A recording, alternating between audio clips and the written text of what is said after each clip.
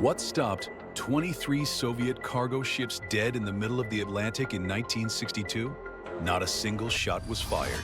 On the 22nd of October, President Kennedy announced a naval quarantine of Cuba. This government has promised, has maintained the closest surveillance of the Soviet military buildup on the island of Cuba. The Soviet vessels were already at sea, steaming toward Havana. By the 24th, most of them had stopped. Then they turned around, not because American warships attacked them, because American warships were already positioned at the exact coordinates those ships had to pass through to reach the island. The cost of continuing was not worth paying. The Cuban Missile Crisis did not end in a negotiating room. It ended at a line of coordinates in the Atlantic where American presence made the next move too expensive to attempt. That line was not improvised. It was the product of a basing network built over 17 years to control what moves through contested water. That network now includes roughly 750 bases in at least 80 countries. It costs the United States over $70 billion a year, and it is still operating today at locations most people cannot find on a map. By the end of this video, you will understand exactly why those locations were chosen, why China considers this network an existential threat rather than a military nuisance, and why the loss of even a handful of those positions would reshape the global economy within weeks.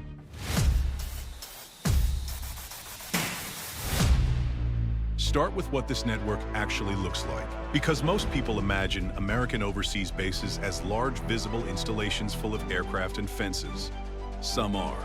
Camp Humphreys in South Korea covers 3,454 acres and has its own hospital, schools, and 30,000 residents. South Korea paid over $10 billion of the $11 billion construction cost. But the most strategically important bases in the network are not the giant ones. They are nearly invisible, and deliberately so. Diego Garcia is a coral atoll in the middle of the Indian Ocean. No indigenous civilian population. Almost no news coverage. It sits at roughly equal distance from the Persian Gulf, the Strait of Malacca, and the East African shipping lanes, three of the most critical maritime corridors on Earth. It has operated bombers capable of reaching targets from the Horn of Africa to the South China Sea. It has been central to every major American military operation across that region for 5 consecutive decades. Nobody talks about Diego Garcia. And here's the question its location exposes. It is not positioned to defend against any specific military threat. No adversary army approaches it. No rival navy operates nearby. It sits in the middle of an ocean, equidistant from everything strategically important, capable of reaching all of it. That is not a defense posture, it is a coverage posture. Understanding the difference explains the entire logic of the network. So why are these bases where they are? In 1945, the global economy lay in ruins on every continent except the one American soldiers had protected. European ports sat idle. Japanese industry had stopped. Shipping lanes crossed oceans littered with mines and wrecked vessels. Someone had to police those oceans or trade would not recover. American strategists did not select base locations based on where military threats existed. They selected locations based on where trade was physically compelled to flow, the narrow passages where ocean-going vessels had no alternative route. They called it forward presence. The more precise description is permanent occupation of the geography that makes global commerce possible. Conducted politely enough that the occupied geography eventually asked for it. The Strait of Hormuz, 21 miles wide at its narrowest point. Roughly 20% of all globally traded oil passes through it every single day. The American base at Naval Support Activity Bahrain does not deter Iran from attacking the continental United States. Iran has no meaningful capability to reach the continental United States. The base deters Iran from closing a waterway that every major oil-importing economy in Asia and Europe depends on for its energy supply. The Strait of Malacca, under 3 miles wide at its narrowest navigable section. Roughly 80,000 ships transit it annually. Every container moving between Chinese factories and European consumers passes through this corridor. American logistics facilities in Singapore and naval rotations from Japan and Guam currently sit across that passage. But here is the question that changes everything about how you read every American base on every map. If these bases exist to defend against military threats, why are almost none of them positioned on land borders facing adversaries? Why are they almost universally positioned on ocean corridors facing trade routes? Because the bases were never primarily about military defense. They were about economic access, and controlling access to the corridors through which the global economy moves is not a military concept. It is the oldest concept in the history of power. These bases do not primarily exist to fight wars. They exist to make specific categories of aggression so economically costly that rational actors never attempt them. When the United States positions naval forces near the Strait of Hormuz, it is not threatening Iran with military destruction. It is ensuring every oil-importing economy whose energy supply transits that passage. The base is simultaneously a military installation and an insurance policy. And the premium is paid in the political deference and economic alignment that beneficiary nations extend to the guarantor. Iran has threatened to close Hormuz in every major confrontation with the West for 4 decades. It is never closed. The American naval presence has made closure a guarantee of immediate and catastrophic response. But the threat alone illustrates the stakes. If Hormuz closed for even 2 weeks, global oil prices would spike to levels that would trigger recessions across Asia and Europe. The economies of Japan, South Korea, India, and most of the European Union depend on tankers passing through that strait on a daily basis. A single military installation in Bahrain underwrites energy security for half the industrialized world. The arrangement works like this. The United States provides the security guarantee. In return, it receives reserve currency status, preferential trade access, and the political relationships that flow from being the indispensable underwriter of the system everyone else depends on. South Korea spends roughly 2.5% of its GDP on defense. That number is sustainable because American presence covers a substantial portion of the threat South Korea would otherwise address alone. Japan pays billions toward American basing costs. But the Gulf states host American forces and receive security guarantees that spare them from building the full independent military their threat. Environment would otherwise demand.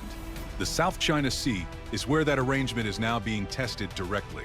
China claims the majority of it as sovereign territory and has spent over a decade constructing artificial islands with military facilities on features that international tribunals have ruled it has no legal right to.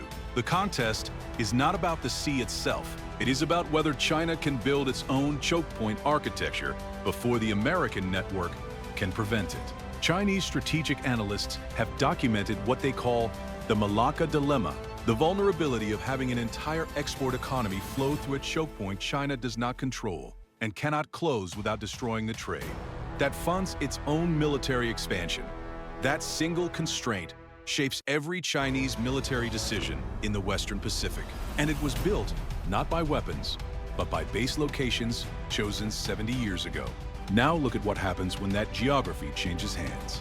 Because most people have never heard the story that proves this entire thesis.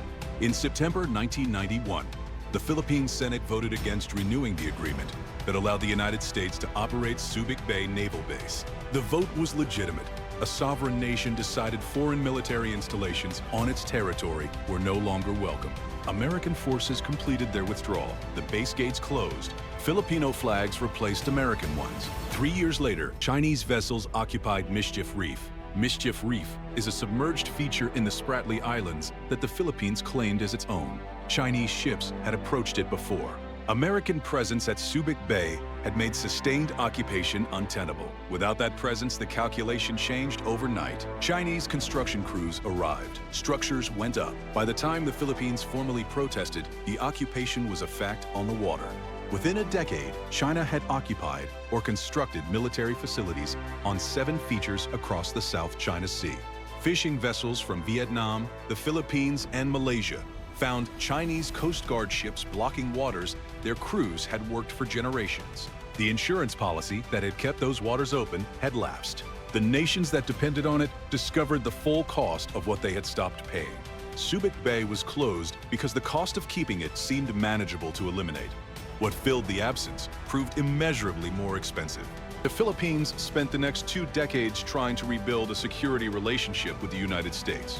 In 2014, the 2 nations signed the Enhanced Defense Cooperation Agreement, allowing American forces to rotate through Philippine bases again. By then, China had already fortified its positions across the South China Sea with airstrips, radar installations, and missile batteries on artificial islands built from dredged sand. Presence makes aggression costly. Absence makes it cheap. The calculation shifts the moment the presence disappears, and it does not shift back. China understood this mechanism long before Mischief Reef, and it has spent the years since building a deliberate answer. In August 2017, China formally opened its first acknowledged overseas military base in Djibouti. The location was not random. Djibouti sits adjacent to the Bab el-Mandeb Strait, the narrow passage between the Red Sea and the Gulf of Aden, through which trade between Asia and Europe must pass before reaching the Suez Canal. China selected its first overseas base using precisely the strategic logic America applied in 1945, a choke point, an irreplaceable corridor, a position every future adversary must account for. What makes Djibouti especially significant is who else is already there. The United States operates Camp Lemonnier less than 10 miles from the Chinese facility. France, Japan, and Italy all maintain bases in the same country. Djibouti is barely the size of New Jersey, yet it hosts military installations from 5 nations, all because it sits on the one passage that connects 2 oceans worth of trade. The geography is that valuable, and China made certain it would not be left out. But Djibouti is only the visible piece. Across the Indian Ocean rim, the East African coast, and the Western Pacific, China has negotiated port access agreements and infrastructure investments through its Belt and Road Initiative at locations that mirror the American network with striking fidelity. Hambantota in Sri Lanka, leased to a Chinese state company on a 99-year agreement, sitting adjacent to one of the busiest shipping lanes on Earth, Gwadar in Pakistan. Port negotiations across island nations in the South Pacific. Each location sits on a maritime corridor that matters to global trade, and the scale of the investment reflects the stakes. China's Belt and Road Initiative has committed an estimated $1 trillion in infrastructure across more than 140 countries. Not all of those projects are strategic, but the ones that sit adjacent to maritime choke points follow a pattern that no serious analyst dismisses as coincidental. The competition that follows will not be decided by missile counts or aircraft inventories. It will be decided at specific coordinates, the straits, the passages, and the remote ports where permanent presence translates directly into control over what the global economy does next. The United States built this system over 70 years at a cost that now exceeds $70 billion annually. 750 bases, 80 countries, over 240,000 personnel stationed on foreign soil. It is the most expensive and most extensive forward military deployment any nation has ever sustained in peacetime. China is attempting to replicate it in 15. Is there enough time to stop it, or has the architecture already changed? That story is next.